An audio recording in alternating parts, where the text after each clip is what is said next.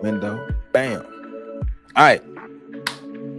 Movements and debates. That's unit 4. So this is the problematic unit within this curriculum. We'll make it big enough for everybody to see. So movements and debates. Weekly instructional focus, anti-colonial movements and military service. So this is what they'll be learning. But I'm going to start with this section because this is the problematic section. So we're going to start with this so we can read everything for ourselves and see what's going on. So topic 4.1, anti-colonial politics and the African diaspora or diaspora. I just said it like that, diaspora. This topic explores the writings of psychiatrist Frantz Fanon, because he's from Martinique. I messed that word up, but from Frantz Fanon on the impact of colonialism and racism on Black consciousness and the influence of his work on Black political movements in the U.S. Hey, Black Skin, White Mask. Those children will enjoy reading Black Skin, White Mask, and Wretched of the Earth. Friends, I mess with Frantz Fanon. I ain't mad at that. I'm excited about that. Ooh, they gonna shoot, they're exploring Frantz Fanon. And for Frantz Fanon's books, it will be some of the books that's gonna be read. You know, my Monday readings, Frantz Fanon's books, they on deck now. So I ain't mad at this. All right. So topic 4.2 is the Negritude movement. This topic explores the literary and political influence of the Negritude movement, including the influences of the Harlem Renaissance and this problem of Black cultural pride throughout the diaspora. Students may examine sections of text by Amy Cesar. And I wrote about Amy Cesar and my fourth book on the Shoulders of Giants, Volume 4, The Caribbean. I'm excited about this curriculum already in this section. I ain't gonna lie. Now, I will say this. Overall, I like the curriculum, but I do raising my eyebrow on this queer theory. And we're gonna explore the abolishing prisons thing, but I am raising my eyebrow on this queer theory. I ain't gonna lie. So we want to make sure that this is not something where they're trying to slip some bull. You know what I'm talking about? Like the whole like you got a real good curriculum, a curriculum where they're gonna learn a lot, but then you're trying to slip some bull in there. We're just trying to make sure that ain't happening, right? But at the end of the day, if they are, we should be teaching our own children at home anyways. African Americans in the U.S. occupation of Haiti, topic 4.3. This topic explores the impact of the U.S. occupation of Haiti on Black political discourse in the U.S. Students may explore how the occupation influenced ideas about transnational Black identity and American values throughout an expert from the writings of James Weldon Johnson. Some more five. Topic 4.4. Black military service and the GI Bill. This topic explores Black military service and the differential benefits of the GI Bill for white and Black veterans. Students may examine historical photographs and selections from a scholarly text. I ain't mad at it. All right. So weekly instructional focus, the long civil rights movement. So let's see what this is talking about. So 4.5, segregation, discrimination, and the origins of the civil rights movement. This topic explores the impact of Jim Crow era segregation and discrimination in the areas of housing and education. It also foregrounds the grassroots organization and the foundation of the civil rights movement. Students may examine primary sources such as maps, newspaper articles, or selections from landmark cases, including Brown v. Board of Education, Topeka. Yeah, I messed that up, but Education of Topeka, you get it. So topic 4.6, the Big Four, NAACP, SCLC, SNCC, and CORE. This topic explores unique facets of the major organizations, ideas, and events of the civil rights movement, with special emphasis on the National Association for the Advancement of Colored People, the Southern Christian Leadership Conference, the Student Non-Binding Coordinating Committee, and the Congress for Racial Equity. Students may examine historical photographs and primary source text or a selection of scholarly text. All right. 4.7 is civil rights leaders. This topic explores distinctions between major political leaders of the civil rights era. Students may examine speeches, a primary source text, and photographs of leaders such as Fannie Lou Hamer, Martin Luther King, and Malcolm X. Still fine. Faith and the sounds of the civil rights movement. This topic explores the impact of faith, religious organizations, and music on Black advocacy and civil rights. for civil rights. It focuses on African Americans' use of music for empowerment and to express versions for a better future. Students may examine lyrics, performances, or a selection from a scholarly text on the freedom songs of the civil rights movement. Now, my thought with that is, if you're just teaching them plainly about, hey, you can use music to help affect change. How much power have we really gained through music and entertainment? Right? See, music works. Music can empower, or music can motivate. We've been motivated. I think we're stretching it to say we've been empowered by music. I would say we've been motivated by music, but we haven't been empowered by music, because if we've been really empowered by our music, and you know, like, what kind of music have we really been listening to within the last 30 years that's really been empowering, right? But if our music was really empowering, we would have better outcomes. We would be more productive. So I would say our music is more motivating than empowering. Even though I understand why they use that word, but just being real, if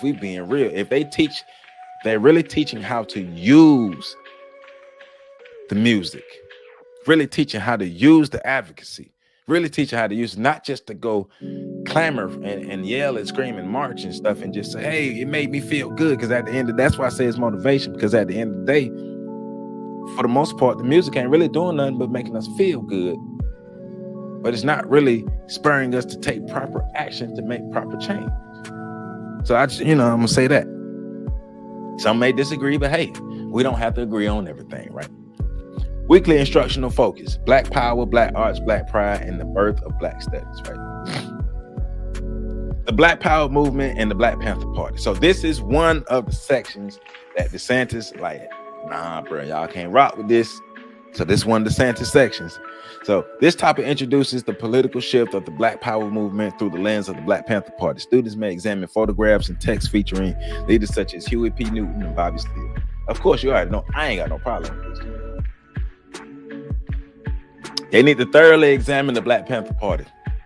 Thoroughly examine the Black Panther Party so they can really understand the ideologies behind what they did.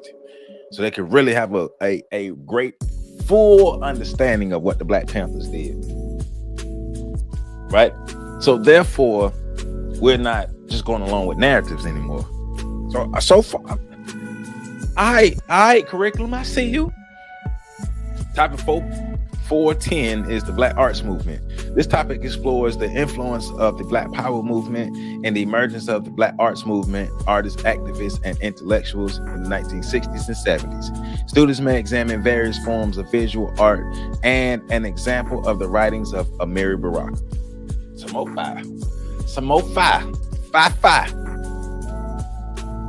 The Black is Beautiful movement. This topic explores how the movement to express pride in aesthetic and cultural elements of Black heritage became an instrument of Black joy and liberation. Students may examine excerpts from the articles in Ebony magazine or Elizabeth Khalid's piece, Negro es Bello. Negro es Bello. Probably said that wrong, but student protests and the birth of Black studies, right? This topic explores the birth of the field of Black studies from student-led protests and the political and cultural movements of the late 1960s and 1970s. Students may examine a primary or secondary source on the founding of Black studies departments across the nations, including writers like June Jordan and Fabio Rojas. And you have to start with William Leo Hansberry. Have a book about him written by Kaba Kamene. Oh, shoot. Dropping stuff back here. So if you're going to talk about Black studies programs and things like that,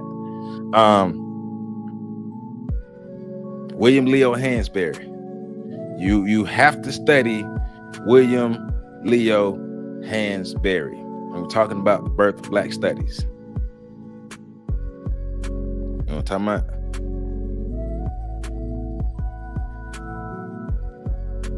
So add William Leo Hansberry to your text, people. We're talking about the birth of Black studies. All right. So let's move forward. So weekly instructional focus, the Black feminist movement, woke womanism, and intersectionality. This is when things start to get interesting. So, Black feminist movement and womanism. This topic explores the Black feminist movement, the concept of womanism, and approaches that center on the unique everyday experiences of Black women. Students may analyze a text such as Combahee River Collective Statement or an excerpt from writers such as Kiana Yamahata Taylor, Alice Walker, or Audre Lorde.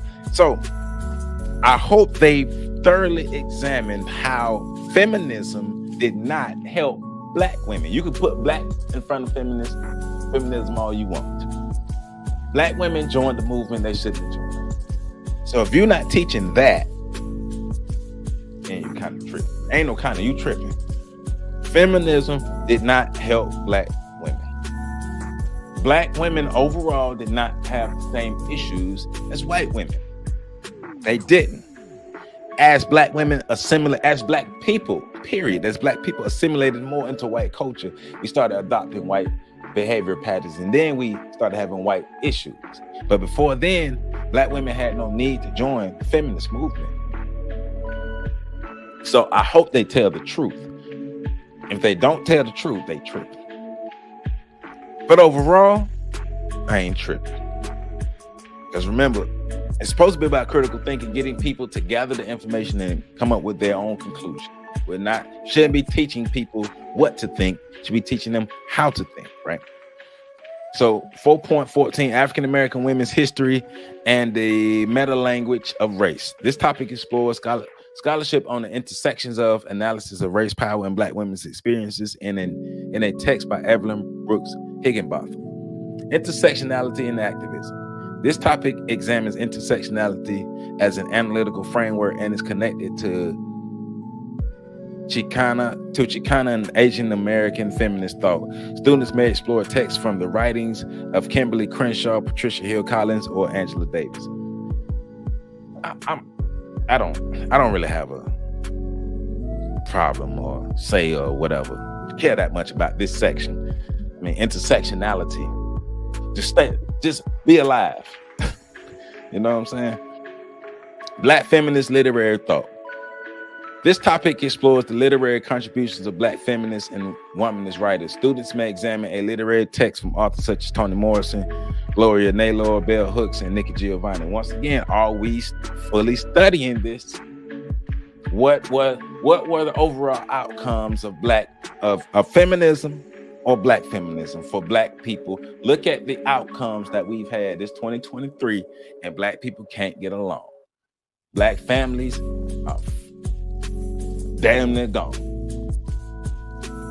So I hope they're taking a deep dive on that. I hope they're just not surface level. I hope they're taking a deep dive and really analyzing, did feminism help Black people really? All right. So weekly, that's another part. The intersectionality is another of DeSantis's parts that he don't like. So now we're on 4.17, the Black intellectual tradition. This topic explores the development of a Black intellectual tradition before and after slavery and the foundations of Black studies. Students may examine a text by Manning Marble and Darlene Clark Hines. Yep. And so Black intellectual tradition, we do have a Black intellectual tradition. We do. One of my critiques of the Black intellectual tradition is there's no action from the intellect. So how intellectual are you if you can't take action on the information that you have? Now, do we have an intellectual class that was created? Yes, we have an intellectual class that was created, but that intellectual class didn't build anything. So in teaching this, I teach these students how to use this information. You can't just be smart. You can't just say, I have the information, I'm smart. If you can't use the information, your ass ain't smart. So 4.18, movements and methods in Black studies. This topic explores how Black social and political movements shape Black studies and the impact of institutionalization in universities on the field. Students may examine a text by Sylvia Winter. So I don't really have too much issues with that. So here go another one. Black studies. Black studies. Why is, and this is topic 4.19 in the AP African American History curriculum, what does Black studies, or studies period, what does that have to do with being Black, and why does that have to be singled out? Can we do straight Black studies? Can we do all type of Black studies? I mean, what's the purpose of Black studies?